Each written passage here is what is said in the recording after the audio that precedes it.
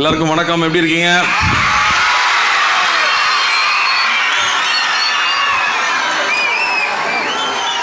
அமைச்சர் அவர்களுக்கு, திரு வேலுச்சாமி அவர்களுக்கு, திரு வேலுமணி அவர்களுக்கு, விழா குழுவிற்கு, பெரியவங்க, மேடையில் இருக்க பெரியவங்களுக்கு, ஆசிரியர்களுக்கு, பத்திரிகை தொலைக்காட்சி நண்பர்களுக்கு, காவல்துறையினருக்கு, மாணவர்களுக்கு எல்லாருக்கும் வணக்கம்.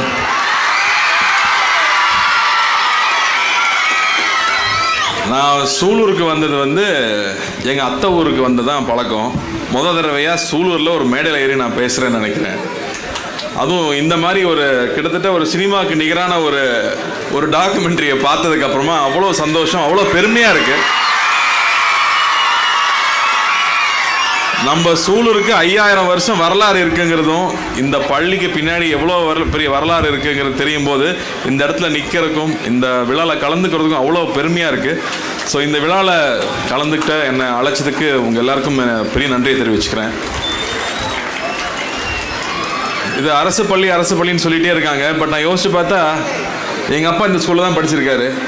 எங்கள் அப்பா படிச்சுட்டு இந்த ஊர் விட்டு வெளியில் போகிறோன்னு அநேகமாக நானும் இந்த ஸ்கூலில் தான் படிச்சிருப்பேன். எங்கள் அண்ணன் இந்த ஸ்கூலில் தான் படிச்சிருப்பார்.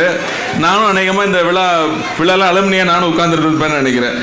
ஸோ அவர் ஒரு சின்ன ஊரில் ஒரு வயசில் அப்பாவை இழந்துட்டு இந்த ஊரில் இருந்து படிக்கணும்னு சொல்லி வெளியூர் போய் கல்வியும் ஒழுக்கம் இந்த ரெண்டை மட்டும் பிடிச்சிக்கிட்டே வாழ்ந்திருக்கார் வாழ்க்கை பூரா.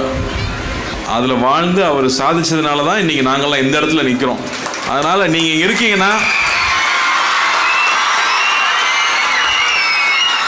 நீங்கள் ஒவ்வொருத்தரும் ஏதோ சின்ன ஊரில் பிறந்துட்டோம், எங்கள் அப்பா பெரிய பணக்காரன் இல்லை அப்படிலாம் எதுவுமே நினைக்க தேவையில்லை. இங்கே இருந்து போனவங்க, நானும் வெளிநாடு போகும்போதெல்லாம் பார்த்துருக்கேன். தம்பி நானும் சூலூரில் உங்கள் அப்பா ஸ்கூலில் தான் படித்தேன்னு சொன்ன பெரிய பெரிய ஆட்கள் நான் சந்திச்சிருக்கேன். ஸோ வேலுமணி சார் சொன்னார் இல்லையா, உங்களால் எதுவும் முடியும், நீங்கள் எதை வேணாலும் சாதிக்க முடியும்.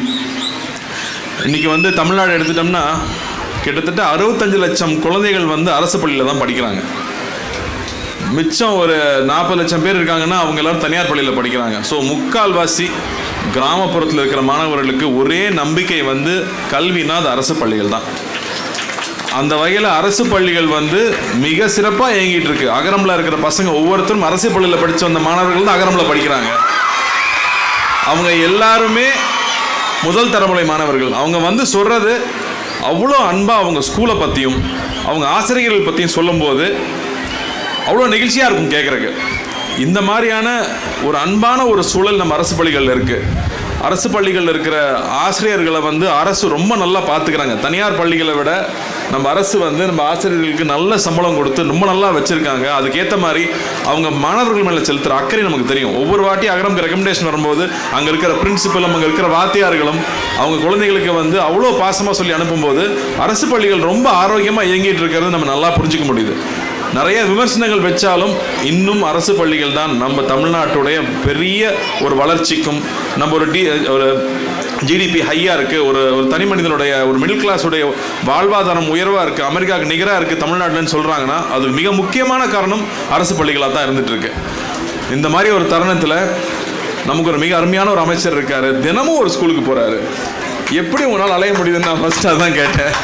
இவ்வளோ ஆர்வமாக ஒவ்வொரு ஸ்கூலுக்கும் போய் இது நம்ம ஸ்கூலு, நம்ம பசங்க நல்லா இருக்கணும்னு அக்கறை எடுத்து, இன்றைக்கி சொன்னாங்க இல்லையா, இங்கே இவ்வளோ பெரிய கட்டிடம் உருவாக போகுது, கிட்டத்தட்ட 3 கோடிக்கு மேலே நிதி ஒதுக்கி இங்கே நடத்துதுன்னா அப்போ எந்த அளவுக்கு ஒவ்வொரு ஸ்கூலை பற்றியும் தெரிஞ்சுக்கிறாங்க, எப்படி ஒவ்வொரு விஷயத்தையும் கொண்டு போய் சேர்க்குறாங்க.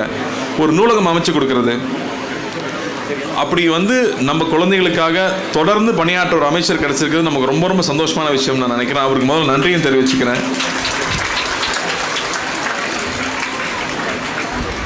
இந்த பள்ளியில் இருக்கிற இந்த ஆடிட்டோரியமை பார்க்குறேன், இங்கே இருக்கிற இவ்வளோ பெரிய ப்ளே கிரவுண்ட் பார்க்குறேன். இன்றைக்கி வர ஸ்கூல்ஸில், ப்ரைவேட் ஸ்கூல்ஸ்லாம் ஒரு மாதிரி ப்ளே கிரவுண்ட்ஸே இல்லை, இவ்வளோ பெரிய ப்ளே கிரவுண்ட் இருக்குது, அதை சீரமைச்சிட்டு இருக்காங்க. அப்படிங்கும்போது ஸ்போர்ட்ஸ் மிக பெருசாக வளரப்போகுதுன்னு தெரியுது. ஸோ எங்கள் சார்பில் நான் சொல்ல நினைக்கிறது, அகரம் எப்பவும் இந்த பள்ளியோட துணை நிற்கும்னு நான் நிச்சயமாக உறுதி கொடுக்குறேன்.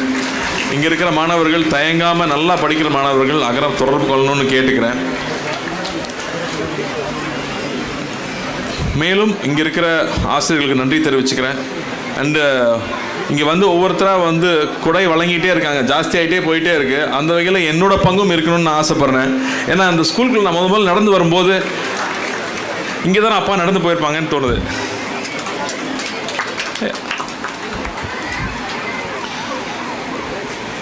ஏன்னா எங்கள் அத்தையை படிக்க வைக்க முடியல. ஆனால் இப்போ இந்த ஸ்கூலில் வந்து ஒரு மகளிர் கல்வி நிலையம் இருக்குது, அங்கே பள்ளி இருக்குது, அங்கே எல்லா பெண்களும் அங்கே படிக்க முடியும்னு தெரியுது. ஸோ என்னோட சார்பாக ஒரு 5 லட்சம் ரூபாய் கொடுக்கணும்னு ஆசைப்படுறேன்.